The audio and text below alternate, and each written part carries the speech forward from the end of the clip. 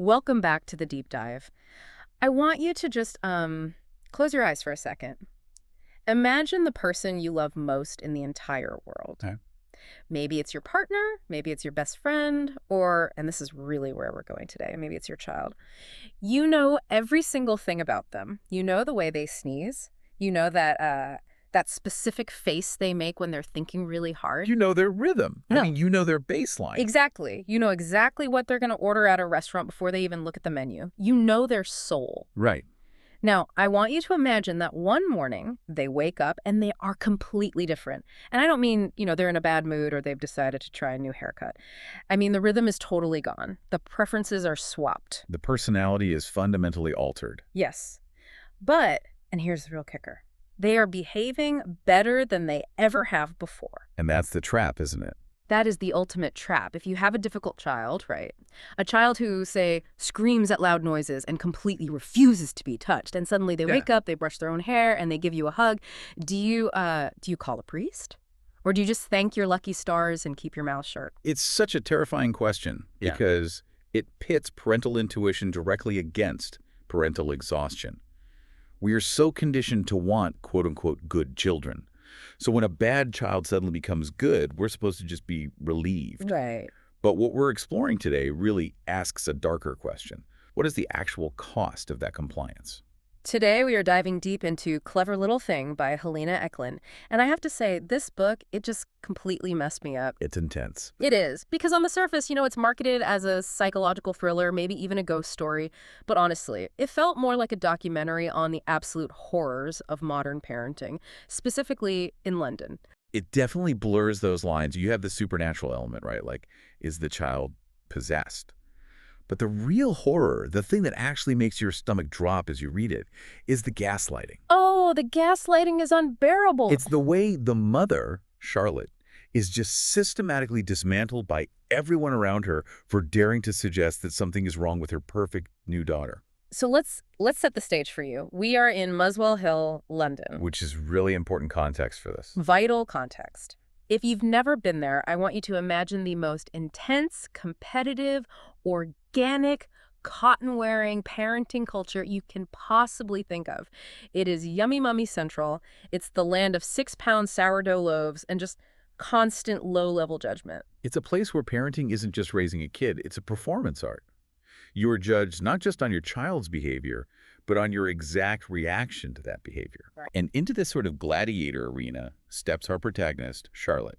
She's pregnant with her second child, she's highly anxious, and she already feels like an outsider because she's just not playing the game correctly. And the main reason she can't play the game is her daughter, Stella. Stella is 8 years old. And look, we need to be careful with labels here, but in the context of the book and the other moms, Stella is what they would politely call a handful. Yeah, Stella is neurodivergent. The book is very clear about that. Even if the characters around her really struggle to name it or accommodate it, she has high sensory processing sensitivity. She's brilliant. I mean, incredibly high IQ, hyperverbal, but the physical world literally hurts her. Let's dig into that baseline of who Stella is before everything changes, because if we don't understand the before, the after just doesn't hit as hard. You mentioned sensory processing. Give me a concrete example of what that actually looks like for Stella in the book. So take the beach scene early on. Most kids run to the ocean, right? They love the splash, the noise. Yeah, building sandcastles. Exactly. But for Stella, the sound of the waves crashing isn't relaxing at all. She covers her ears and just screams because to her, it sounds like military jets taking off. Yeah. It's physically painful to her ears. And the food thing, this is something I think, a lot of parents struggle with to some degree, but Stella takes it to an absolute extreme. Right. She cannot stand mixed foods.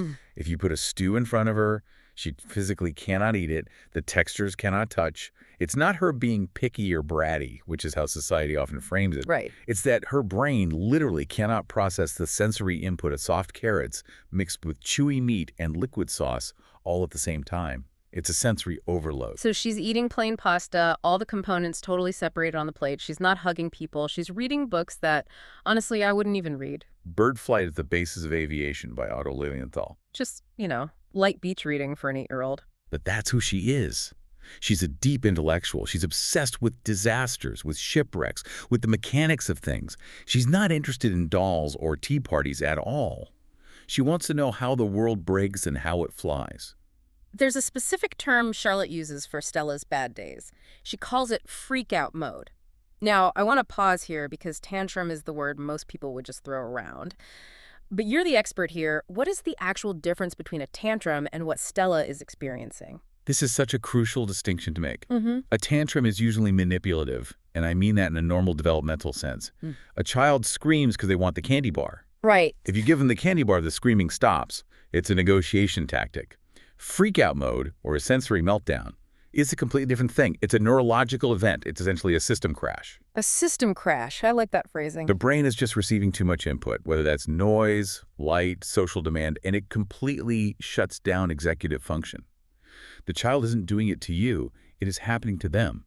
That brings us to the birthday party scene. And I have to say, this scene is just seared into my brain. It is visceral. It is uncomfortable. It is, well, just walk us through what happens. This is the moment where we really see the cracks in the whole family dynamic. Pete, the dad, who we definitely need to talk about at length later. Oh, we will. He insists on a normal party. He wants the typical experience, so he hires an animal entertainer. Like a jungle gym kind of guy, right? Right. So imagine this small London living room. It's incredibly hot. There are 20 screaming 8-year-olds running around. You have the smell of sawdust and animal musk. And then the entertainer brings out a python. A live python. The text describes it as being the thickness of a fire hose. Now you have to put yourself in Stella's body for a second. The noise is at maximum volume. The smell is overpowering. And now this literal apex predator is loose in her safe space. And she doesn't just scream this time. No. She retreats to the kitchen, and right in front of the guests, she squats down and defecates on the floor. Okay. We just have to sit with that for a second. That is incredibly extreme. It's the ultimate lock of control. It's her body rejecting the situation so violently that she loses all bowel control. But look at the reaction. What does Pete do in that moment? He scrubs the floor, like really aggressively. He scrubs it until the finish literally comes off the wood. He's trying to erase the stain. He's trying to scrub away the weirdness of his daughter. He's not comforting her. He's managing a PR crisis for the other parents. And Charlotte. Charlotte is mortified, obviously. But she notices something Pete completely misses. She notices that Stella stood there with consummate command of her body in this really strange way. It's almost a statement, a total rejection of the social contract that was actively hurting her. So that is the baseline. Stella is difficult, she's messy, she's brilliant, she's wild, and then comes the inciting incident. The dead bird. The gannet. Right. They're at the beach with Emmy, who is sort of the queen bee of the mom group, and her daughter Lulu. And Stella finds a dead seabird. And I don't mean like a cute little dead bird. I mean a rotting skeletal mess. The book calls it a mass of bones and quills. Emmy just screams. She grabs her kid like the bird is a live grenade. She's yelling, "Don't touch it, it's diseased." But Stella is absolutely fascinated. Yeah. She looks at it and says, "It can't hurt you. It doesn't even have a head," which is pure logic. She wants to see the wing structure. She wants to understand the mechanics of how it flew. This is such a defining moment for Charlotte as a mother, because the social pressure, the Emmy pressure, is to scream and throw it away in disgust. But Charlotte actually lets Stella keep it. She validates Stella's curiosity. She puts it in a bag and puts it in the car boot. Yeah. In that moment, she chooses her daughter's weirdness over social conformity. But then Pete finds it. And he throws it in the green compost bin. Without even asking. Without asking at all. He just gets rid of it. Again, erasing the weirdness. And this completely devastates Stella. It sends her a very clear message.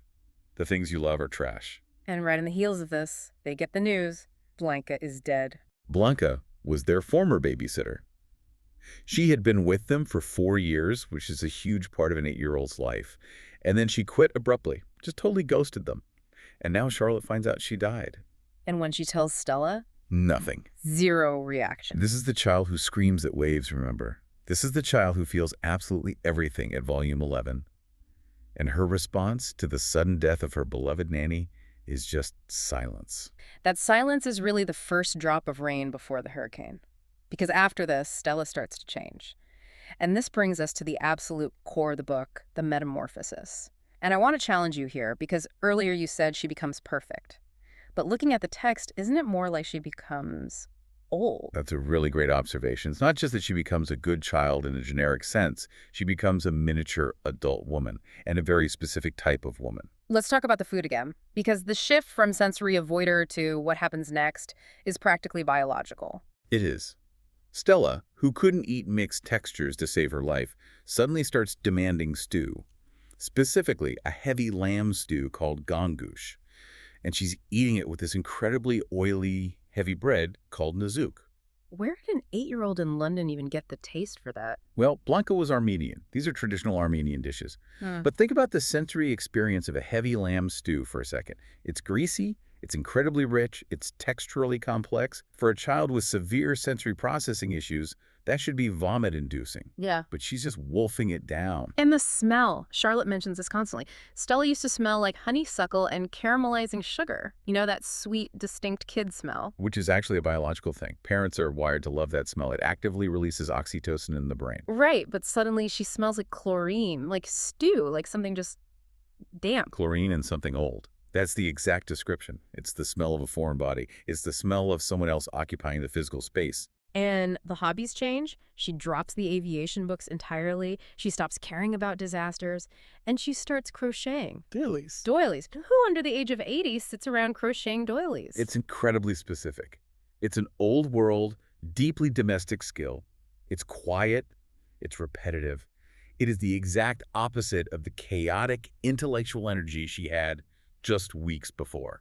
And here's where the gaslighting starts to really creep in. Because Charlotte sees the stew, the doilies, the sudden ability to brush her own hair without screaming, and she's terrified. She's thinking, where's my daughter? But everyone else, they are practically throwing a parade for this kid. Enter Mr. McNaughton. The teacher, oh, I struggled so much with this guy. He's the epitome of an educational system that values compliance over character. He has this mood chart on the wall of his classroom. Yeah. And old Stella was all over the place. Red, orange, maybe a little green on a good day. New Stella is green every single day. And he loves it. He actually tells Charlotte she's doing so well. She's a solid, middle-of-the-road student now. Imagine being told that your brilliant, genius child has become middle of the road and you're supposed to be thrilled about it. He's mostly just relieved she's not correcting him about Viking longships anymore. She used to correct him in class. Yes. She knew that Vikings actually reversed their ships to avoid icebergs. He didn't know that. He found her intelligence highly annoying. He vastly prefers the silent, crocheting child. That is just heartbreaking. It's basically the world saying, we like you a whole lot better when you're not you. Exactly. And Pete is the exact same way. He comes home and Stella hugs him. Charlotte explicitly notes that it feels like a deadweight hug. There's no muscle tone, no active squeeze. It's just gravity. But Pete, he's soaking it up. He says, look, she's finally normal. Why are you trying to ruin this? He actually thinks Charlotte is jealous. He thinks Charlotte wants Stella to remain dependent and broken so that Charlotte has a purpose in life, which is a devastating, cruel accusation to throw at a mother who is genuinely, deeply worried. So we have the behavioral changes. But then things get genuinely spooky. We have to talk about the supernatural elements. Because it starts really small. The cross on the wall. This is such a great horror detail because it's so mundane. It's just a pencil mark, a small cross drawn directly on the kitchen wall. But the location matters. It's exactly at nose height. Whose nose? Well, initially you assume it's Stella's height, but we find out later it connects back to Blanka. Charlotte scrubs it off, it comes back, she scrubs it off again, it comes back, and then there's the diary. The World Domination Plan's notebook. Which, by the way, is a great title for a kid's diary. I know, but when Charlotte opens it, she's expecting to see drawings of airplanes or, complaints about mom. Instead, she finds cramped, tiny handwriting. Totally different from Stella's big, loopy kid's script. And it's not in English. It's in Armenian. Now, play devil's advocate here for a second. Pete sees this and says, oh, she's just copying things from the internet. She's using Google Translate to mess with us. Is that even remotely plausible? An 8-year-old teaching herself a completely new alphabet and writing pages and pages of text just to... What? Prank her parents? It's deeply implausible. But Pete absolutely needs it to be true, because if it's not a prank, then something impossible is happening in his house. And Pete is a rigidly rational man. He cannot allow the impossible into his reality. We have to talk about the translation, because Charlotte finally gets it translated. Initially, she thinks the text says, I hate that person. But the translator corrects her. It's very specifically gendered language. It actually says, I hate that man, repeated over and over again. I hate that man. I hate that man. Chills. Absolute chills reading that. So who is the man? And who is actually writing it? Well, all signs point to Blanka, or at least Blanka's influence. And this introduces a new character who physically brings that influence right into the house. Irina, Blanka's mother. the grieving mother. She shows up, and she sort of infiltrates the family. She's the one baking the Nazook bread. She's the one Mm. sitting there teaching Stella how to crochet, She brings this thing called a stick thing doll. which is pure folk horror. It's a literal twig wrapped in swaddling clothes. Yay. It's not a modern toy, it's a totem. It feels ancient and wrong. And Irina drops these little hints about Blanka's childhood. She mentions how she used to punish Blanka when she was a little girl. She would make her stand with her nose to a cross drawn on the wall. And click. The puzzle piece fits perfectly. The cross in the kitchen isn't random graffiti at all. It's a literal reenactment of trauma. So Charlotte puts it all together. Her daughter isn't just behaving strangely. She is possessed. She is actively channeling Blanka, and she tries to tell people. And this, man, this is where the book gets incredibly infuriating. Let's talk about the gaslighting. It's systematic. Yeah. And it serves as a massive critique of how our society treats women's intuition. It starts with the professionals. Dr. Beaufort. The therapist. Charlotte goes to her absolutely desperate. She says, my daughter is gone. This is an imposter in my house. And Dr. Beaufort doesn't even really look at the child. She looks straight at the mother. Let's talk about your childhood, Charlotte. Let's talk about your mother, Edith. Why do they always blame the grandmother? Because it's the easiest, laziest narrative. You had a cold, distant mother. Therefore, you are projecting your own deep insecurities onto your daughter. It's a completely closed loop. If Charlotte argues against it, well, that's proof she's defensive. If she cries, it's proof she's mentally unstable. There's that scene with the ceramic fruit in the therapist's office. I felt so bad for Charlotte here. It's a total trap. There's a bowl of fruit on the table, some real pears, some ceramic ones. Charlotte starts unconsciously sorting them. She's trying to ground herself to distinguish reality from fake, which is exactly what she's trying to do in her own life with her daughter. But Dr. Beaufort sees it and just scribbles in her notebook. Obsessive-compulsive behavior. Need for control. She pathologizes a basic coping mechanism. Mm-hmm. She doesn't ask, why are you doing that? She just immediately assumes it's a symptom of illness. And it's not just the doctors doing this. It's the mommy wars. Emmy and the friends of Muswell Hill Primary School. The FOMHS, which honestly sounds like a disease. It basically functions like one. There's an incident where Charlotte gets formally kicked out of the tribe. The push. Charlotte is accused of physically pushing another mom, Shuri. In reality, Charlotte was just overwhelmed, maybe clumsy, trying to defend her daughter in a crowded space. But the video, because of course someone filmed it, is edited or taken totally out of context. And Emmy uses that to completely isolate her. You're crazy, Charlotte. You're violent. Isolation is a key mechanism of any horror story. If you isolate the victim, nobody can hear them scream. Charlotte is the only witness to this possession, and everyone just agrees that she's an unreliable narrator. It all culminates in the cottage. Which sounds so quaint and lovely. It sounds like a spa weekend, a little getaway, but it's really not. It's a high-end asylum, a well-being clinic. They take her phone, they take her shoelaces. Yeah, your safety, of course. It's the classic yellow wallpaper scenario, the rest cure. The Victorian idea that if a woman is hysterical, you just lock her in a quiet room and make her rest until she finally agrees to be normal again. But Charlotte breaks out. And this is the major turning point of the book. She realizes that if she stays in there, Stella is gone forever. Nobody else is going to save her. So she escapes. In her pajamas. In the freezing winter. It's a beautifully primal moment. She stops caring about what people think. She stops caring about being a good patient or a polite wife. She just needs to get back to her cub. So she runs back to the source. She goes to Irina's house first, then she goes home. She's piecing it all together. She knows it's Blanka possessing Stella. But the real question is, why? Why is Blanka haunting them specifically? Why is she so angry? And this leads us to the twist, the ultimate betrayal. I have to admit, I didn't see this coming at all. I thought maybe Blanka was just evil. Or lonely. We're led to believe it's just a random supernatural event. But ghosts are rarely ever random. They attach to strong emotion. They attach to deep secrets. Charlotte physically forces Emmy to spill the tea. And Emmy, for all her awfulness throughout the book, holds the final key. Emmy saw them. She saw Pete and Blanka. Kissing. The affair. It wasn't just a disgruntled employee who left. It wasn't just a nanny who quit because she wanted a new job. Pete was sleeping with the babysitter. And suddenly, Every single thing Pete has done, the aggressive scrubbing of the floor, the throwing away of the dead bird, the relentless gaslighting of Charlotte, it all clicks perfectly into place. He wasn't trying to protect the family from weirdness at all. He was trying to protect himself from exposure. He scrubbed the floor to erase the mess. He threw away the bird to erase the concept of death. He denied the diary because the diary was the literal truth. I hate that man. Blanka wrote that. Because Pete broke her heart. And not just broke her heart. We find out Blanka didn't die in some tragic accident She committed suicide. because of the breakup, because Pete ended the affair. And the implication, and this is truly the darkest part of the whole story, is that Stella saw something. The soul wound. Right. Children are incredibly perceptive. Maybe she saw the kiss, maybe she saw the final fight, maybe she saw Blanka crying. Whatever it was, that trauma created a fissure in her psyche, a crack. And that is exactly where the ghost got in. So when Charlotte finally confronts Pete, oh, my blood was boiling reading this part. He just minimizes it. He says it was a one-off, it meant nothing. He says, you were so busy with the new baby, you were so anxious all the time.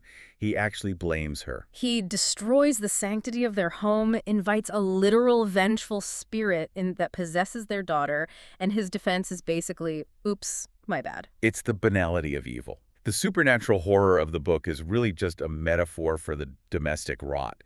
The ghost is the physical manifestation of the lie he told. So now Charlotte knows she has the whole truth. Yeah. She has to perform an exorcism, but she doesn't have a crucifix or holy water or anything like that. No, she uses the truth itself. She realizes she has to apologize to Blanka, but not for the affair. This is so profound. She apologizes for not seeing her. She says, I treated you like the non-dairy creamer of babysitters. What a line. That is just brutal. Better than nothing, but completely disposable. She acknowledges Blanka's humanity. She validates her immense pain. She essentially says, I see you now as a real person. And then she uses the weapon, the diary. She takes that diary, written in Blanka's hand through Stella, and she shoves it right in Pete's face. She bluffed him. She says she wrote it all down. She wrote about exactly what you did. And Pete completely cracks. He confesses. And as soon as the truth is spoken out loud in that house, the power is broken. Sunlight is the best disinfectant. The house suddenly empties out. It feels lighter. Charlotte runs to find Stella. And this is the moment of truth. Is she back? Charlotte uses their secret code. It's a nonsense rhyme they share. Quack, there's a saddle on my back. And Stella replies, cock-a-doodle-doo, I'm a kangaroo. I literally let out a breath I didn't even know I was holding when I read that. Why is the nonsense so important right there? Because Blanka was serious. Blanka was heavy-bred and trauma and deep-seated hate. Stella is play. Stella is imagination. The return of the nonsense is the literal return of her soul. And the resolution. Charlotte doesn't stay with Pete, thank God. No. She finally leaves him. She takes the kids to Devon, the little cottage by the sea. And Stella is recovering. But she's not perfect anymore. She's reading her dense science books again. She's hiding behind bushes at school again. She's Yeah. socially awkward. Charlotte just celebrates it. She's cooking nettle soup, which sounds awful, honestly, but it's what she wants to cook. She's reclaimed her life. She's no longer performing the role of perfect mother for the Muswell Hill crowd. She's just being a mother to her actual child. Now, before we wrap this up, I want to address the ambiguity of the whole thing, because you hinted at this earlier. Was it really a ghost, or is there another, more grounded explanation? This is what makes the book a true masterpiece. You can read the entire thing as a straight psychological drama. Walk me through the psychological theory. How does that work? Okay, so Stella is a brilliant, highly sensitive child. She witnesses her father cheating. She senses the immense tension in the house. She sees her mother checking out with severe anxiety. Her entire world is collapsing around her. So what does a child do in that situation? She dissociates. She unconsciously asks herself, who does Daddy love? Who is making Daddy happy right now? Blanka. Exactly. So she becomes Blanka. She completely adopts the persona of the woman her father so clearly desires. She starts cleaning. She starts cooking heavy meals. She becomes compliant. She basically erases Stella to save the family unit. Honestly, that is way scarier than a literal ghost. It really is. It's the horror of a child sacrificing her own identity just to stabilize the dysfunctional adults around her. The handwriting, though, the Armenian, how do you explain that psychologically? Well, she spent 4 formative years with Blanka. Kids are absolute sponges. Maybe she picked it up. Maybe she memorized the shapes of the letters without even knowing what they meant. I don't know. The I hate that man translation feels way too specific for an 8-year-old to just guess. I lean toward the supernatural too, frankly. But the fact that both explanations work perfectly is the genius of Echlin's writing. Whether it was a literal ghost or a massive trauma response, the core solution was exactly the same. The child needed to be seen. It really makes you think about the difficult people in our own lives. We spend so much time trying to smooth them out to make them fit into these neat little boxes, but maybe the jagged edges are the entire point of who they are. Resistance is a form of integrity. Stella resisted the mold, even if she had to poop on the living room floor to do it. Even then, especially then. It's a profound lesson for us. If your child is fighting you, maybe they're not fighting you at all. Maybe they're fighting for themselves. Wow. Okay. That is Clever Little Thing by Helena Echlin. It's a wild ride. It's terrifying, it's heartbreaking, and it will definitely make you look at your family a little differently tonight. And maybe check the handwriting in their diaries, just in case. Definitely check the handwriting. And sniff their hair. If it smells like old stew, just run. Or, just ask for the truth. That works too. Thank you so much for breaking this all down with me. My pleasure. Is a great discussion. And to everyone listening, hug your weird kids. Let them read the boring books about aviation. And above all else, trust your gut. We'll see you in the next deep dive.